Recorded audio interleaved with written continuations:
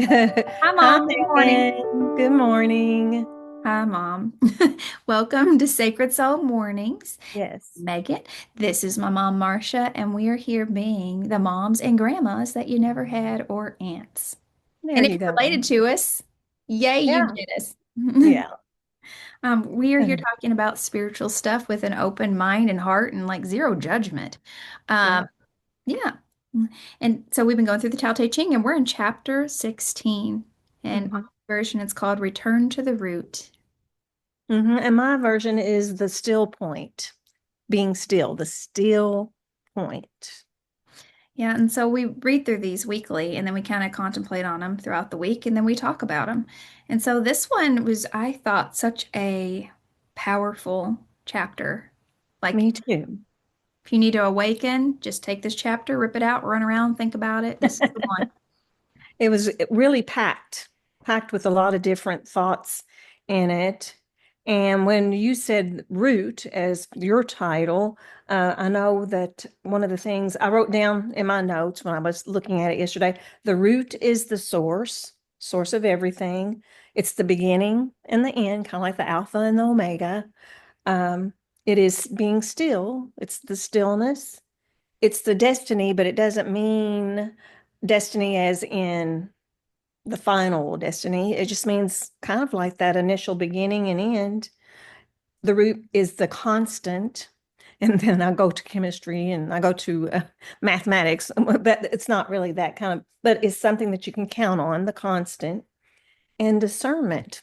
And we've talked about a little bit about um, an order of thinking a Yeah. little bit this morning too. But anyway, so the root, So it's thinking. all in there. It's all in this one. And so it tells us what to do with all that information and how to attain that. So that like the very beginning in mine, it says attain utmost emptiness. Now, if you study like any of those kind of yoga-y, meditative-y things or awakening things and Tao Te Ching things, everybody's trying to empty themselves all the time of their attachments, right? So what does that mean and why are we doing that? It says attain utmost emptiness, purest calm, and then the myriad things arise. How do we attain emptiness? And so then, when you mentioned that about the myriad of things arise, that little part, I don't know about attaining, but that little part in my notes, I kind of wrote about too. And in the version that I was reading, it called it the 10,000 things instead of the myriad of things that arise, called it the 10,000 things that represent a myriad of phenomena in the universe constantly arising and falling away. And you were talking about cycles this morning, Those that big things cycles. Yeah. come in cycles, and to be able to observe these changes without getting attached to them.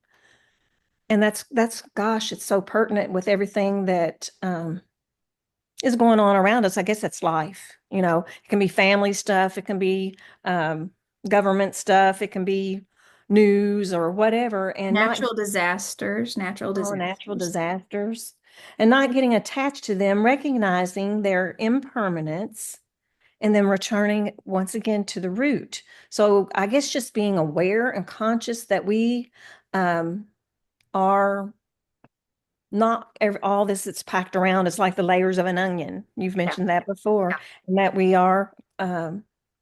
Oh, and your little daughter this morning, you were telling me about her 3-year-old self, and it Oh, made my us think baby. about this a little bit. Yeah, so I think that the key to all this stuff, I mean, there's so many deep books, but is that realizing that we are not our identity, that there's that little gap between who we are and our spirit and who we are with our shell, the meat shell, the vessel. And so Mhm. my little bitty 3-year-old, because I firmly believe that little children probably come in much closer to source than we are, and we teach them how to forget. And so this is my third little one that's came along, um, much longer after the other two. So I've had time to contemplate life a little better. Mhm. Anyway, it's true. Anyway, and so she's the littlest physically and the youngest. She's the littlest. And her little being came into the kitchen the other day and she's looking at all her tall siblings and all her tall grown-ups who are big and strong, she says. And she goes, she puts her shoes on, she just goes, ah. I just so little. I just so little. And I was like, oh, honey, it's okay. You're supposed to be little. And she was like, ugh. Like it was the worst thing in the world to be just so little because her body was betraying her. And I said, Mhm. don't worry, you'll grow, whatever. But um, But that her little feeling, self, her little essence was bigger than her body is right yes, now. her little essence had some awareness that Yeah. she was in She's this more. little body. Yeah. And it Yeah. is difficult to have to relearn or learn for the first time a little incarnated body with little hands and little feet and little tying shoes, if even, and Mhm. things like that. And she was incredibly bothered. And Yeah. I don't know if an ant ever says, "Oh, I so little," or if I look at the big redwoods and I might feel dwarfed, but I don't feel like inconvenienced by the fact that they're so large and I'm so little. But Yeah. she felt that difference. Yeah, that's pretty awesome to think about. And like 12, 15 years ago or whatever, if one of your like, well, you don't have 15-year-old, but anyway, if Almost. your 3-year-old, I know, back then had said that, you might not have grasped it. Well, you might have grasped No, I something, would not have. I would but not have not to grasped this that level. level. Mm-mm. Yeah, not to this No, level. and so this gap between identity, gender, what we look like, where we live, our culture, our accents, our dialect, and versus who we really are is really big. And people defend that identity until they are dead. We even Yeah. defend identity by going to war. We say, "Oh, look, I am a Yeah. American, whatever American is. Hmm. I'm willing to die for this identity." Hmm. Yeah, I listened to Dalai Lama, a little short video that was posted on YouTube this morning, and it was interesting. I don't know if I've ever clicked on YouTube on Dalai Lama before. I mean, I've heard him and I've in different just formats, not your thing until now. Yeah, anyway, and he was talking about all religions, and he was saying all religions are fundamentally the same. All absolutely. all religions really want people to be kind to each other. All religions want people to have charity in their heart. All religions want um, truth, or for people to be honest with each other. And then he said, and if everybody who practiced all these religions, you would not have war with each other. Of course not. You Because you wouldn't go see back each to other the root. back to the root. You wouldn't see each other as different. But that difference is the identities. I mean, we had a church where our differences went to extreme schisms about types of cups and Yeah. bathroom placements and water fountains and ponds versus pools. I don't know, chlorine usage. And so when those schisms happened, head covering cloth things, when those schisms happen, those people literally split families and split churches and split communities. And I think that maybe, I don't know the history, but in the United States, this Protestant movement is just full of so many schisms that trickle down. Not saying that, there is a one true church, because we're talking about something deeper than even the Catholic Hmm. Church. But Hmm. we've gotten so schismed out that we are completely full of identities and have no clue who we are at the root. So the Dalai Lama Yeah. was right. And this is talking about something 600 years before Jesus of get back to the root, get rid of those identities. And this is so powerful. I mean, we could even just probably get rid of the whole book. Like this is Hmm. it. Is I was two things, but I was making a video on TikTok about women being silenced, and some women don't feel this way, but some women do. And there's certain cultures where you don't even realize you've been silenced. And so I had like three signs to know you've been silenced and you're not shy. And one was that maybe you can't scream ever, even in your car when somebody's about to hit your car, or Hmm. even on the roller coaster, or even at Zumba. Hmm. Nothing Yeah. comes out. The other thing was, something else. I can't remember. Oh, that you rewrite things, over and over because you don't trust your inner self. And then the third thing was the big one is that there's something inside you that you have not done that burns at you. Whatever it is, and Hmm. you kind of, when you get close to it, as soon as you get close to it, you don't get fear of, what is fear? That's what I'm trying to say. When you get close to it, Hmm. like maybe you're like, man, I always wish I had written a book. Man, I always wish I'd written a book. And you fight this for 30 years. Hmm. And every time you get close, the trauma of being unlistened to or the trauma of being ignored for 30, 40, Yeah. 50, 60, 70 years makes you not do it. So I say Yeah. book because a lot of people feel that way. But it could be something else. It could have been, gosh, I really wish I was a realtor. And you see this Mhm. life in your head of being a realtor or whatever. It doesn't have to be big. Or gosh, I wish I could belly dance. Mhm. I really wish I could go belly dance and call up that place. And as soon as you get close to it, Mhm. Find reasons not to. but the Yeah. fact that you know that there's this other person that could exist versus who Yeah. you are, Mhm. that's that gap I'm talking about. Yeah. That's the gap, the identity gap that says, well, but what would my church say? But what would my Mhm. husband say? What would my Mhm. neighbors say? Yeah. If I screamed in my car, what would this random stranger at the Quick Trip say? I don't know. Um, it's really deep. And then you have to unwind everything that you think you are. Mhm. Who are you? Yeah. And so Oh, I guess it is in there, kind of wanting, yeah, it is in there. And that's anyway, the reason we why I are a keep culture of looking. identities. We are a culture of identities, and we have t-shirts for them and political parties for them and churches for them. And yeah, But then also putting on those layers, and I'm thinking of an onion again. I'm thinking of your little baby. Um, she was putting on a layer. she put on a layer. She put on And put kind of put building that container, building that so we vessel, can participate in the physical. so that we can be here. Yeah. Yeah. So it's not all bad and It's doom and not all gloom. bad, but the Yeah. further we get away from that source, the further we get away from it with our layers, the more miserable we make ourselves. That's Hmm. the thing. Suffering part. Yeah. And so, and it talks about the mirrored things arising and watching their return. That's that ebb and flow of everything, the cycles. I was talking to you about Old Faithful. Old Uh-huh. Faithful is just like on its old cycle and it's waiting to blow up with that volcanic action underneath the United States, and we'll all just die. But it's on a cycle because it's done it twice before. And so we just watch the things come and go, wars and people, and realize that we are not going anywhere, Hmm. us, the core. And it's okay to not make rash decisions based on things. And I know also within this, and it was the reading part of this chapter was short, but every line had something that was significant, I think. And one of the things that was mentioned in the translation I read, the creatures rising was mentioned in there, and that it has to do with all these events that are happening or thoughts that you're thinking that come at you, anything that stimulates emotional and rational senses. Just watch them. Whatever it is that's coming that's causing emotion in you or rational thinking, watch, pause, like counting to 10, counting backwards from 10 or whatever, before reacting, being able to return to the root. So pulling back and just saying, wait. And I know I had read earlier Yeah. in the week, I'd read something and wrote it down. Hadn't even read this chapter yet.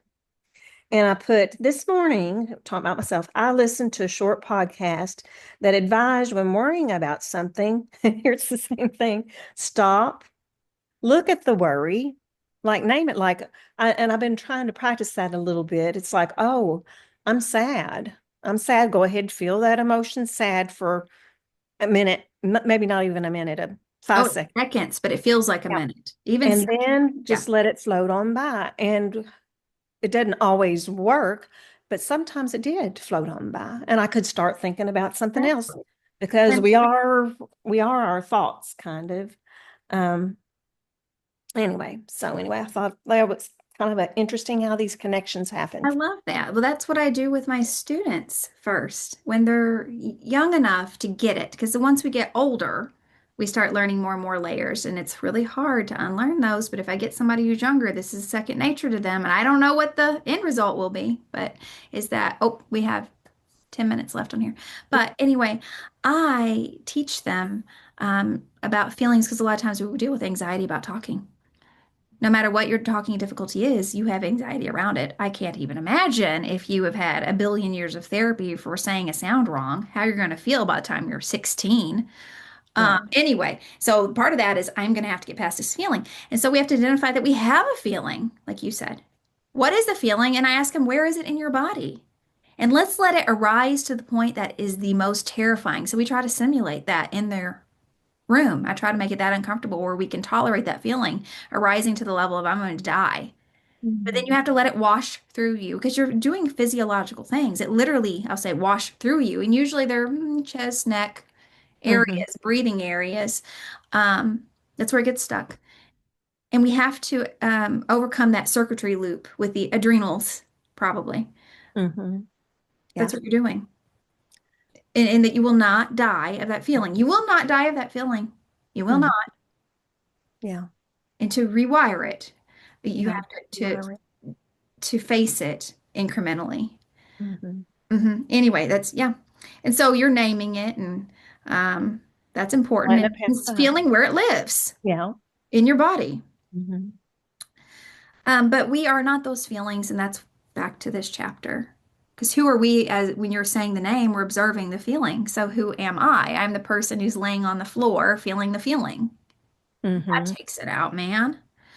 Um, I wanted to talk about here, it says, delusions and calamity arise. So everything is constant in its cycle, and other beliefs, like I think Nordic beliefs, like the Ouroboros, maybe, or maybe it's older than that. I might be completely wrong. The snake that eats its tail back and Mhm. forth over and over. Um, Constancy. When you recognize that constancy in everything, then acceptance comes. And that means you just accept everything, that it's part of normal. And then you can be noble in your choices. You can have discernment with your choices. And then makes you whole, one with heaven and nature, and whole with the enduring Tao, because with Mhm. no self, there is no harm. Mhm. So when you are an open conduit, without putting the layers of expectations on, you're at one with the Tao, with the flow of the eternal consciousness, probably. Mhm. Mhm. And so we've kind of found an interesting parallel in the Bible, which of course there would be, right? This is many years later, about 60 years after Jesus died. There, Peter was writing some letters, and this is his second letter to the churches there. And he was talking about a progression of faith that seems really similar to me. Now, when you're dealing with translations over and over, it gets a little tricky with language. Um, is that okay if I talk Yeah, about please that? do. Yes. Yeah, I think that's so cool. So it's in Second Peter 1, 5 through 7. And it says, and beside this, giving all diligence, so paying attention to everything, giving all diligence, observing, Serving. add to your faith in the fact that things are normal. Mhm. I want you to Are okay. step outside of the box and don't just think about this in the Christian way. Just listen to Yeah. the words. Mhm. Your faith virtue, into virtue knowledge, okay? So that's that nobility word. Maybe not knowledge is in the way we thought with the tree of knowledge, but then Yeah. you can have discernment in your decisions and knowing that you are observing everything. Into the knowledge creates temperance, into temperance, patience. That means you don't act rashly, like we were just Mhm. talking about. And that Self-control. leads you to godliness, Uh-huh. word for the Tao. And godliness leads you to kindness because you're able to accept your brothers and sisters as Mhm. being one and the same. And And that not just leads talking you about people within a group, talking about all no, people. and non-people, Mhm. everyone, Mhm. puppies, even my dog. And that leads to charity, Uh-huh. love. Mhm. What is love? It's Wow. a whole different talk. That's It is, isn't it? selflessness, Mm.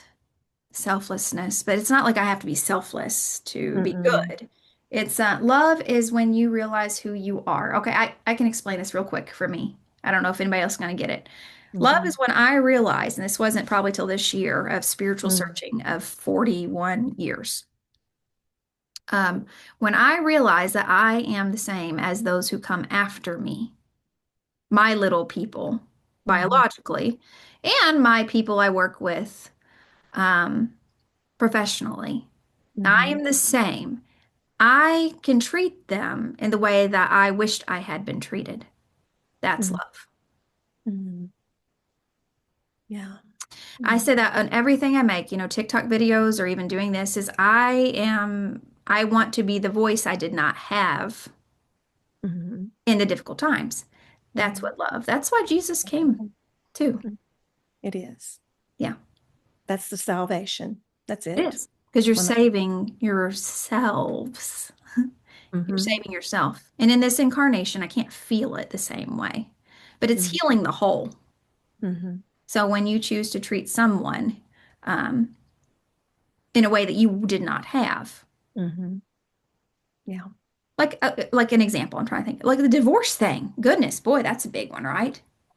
At the time of my first divorce, Mm. that was a crummy situation. Um,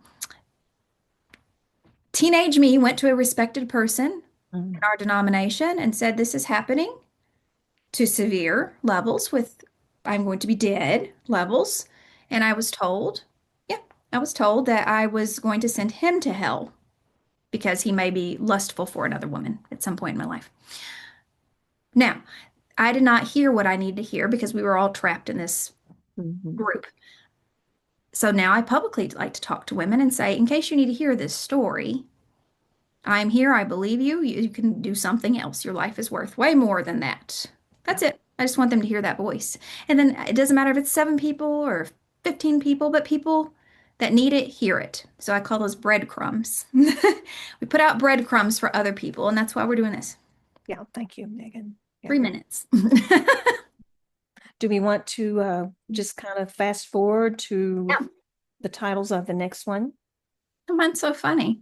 I can't wait to hear yours and from your translation. So as always, Tao Te Ching, mine, of course, Lao Tzu, but John Minford translated. Yeah, path and a practice. What does yours say? Mine says a path and a practice using Lao Tzu's Tao Te Ching as a guide to an awakened spiritual life by William Martin. Okay. So What's that, chapter 17? anyway, and his place that him and his wife have out in wherever, I can't remember right now, is called the Still Point. They I love named it that. Still Point. Good for them. Well, they must have liked this chapter real a lot too. Anyway, chapter 17, it happened naturally. And mine says, I don't know what the deal is with the That's so opposite in funny. these chapters. Mine says we did it ourselves. Okay.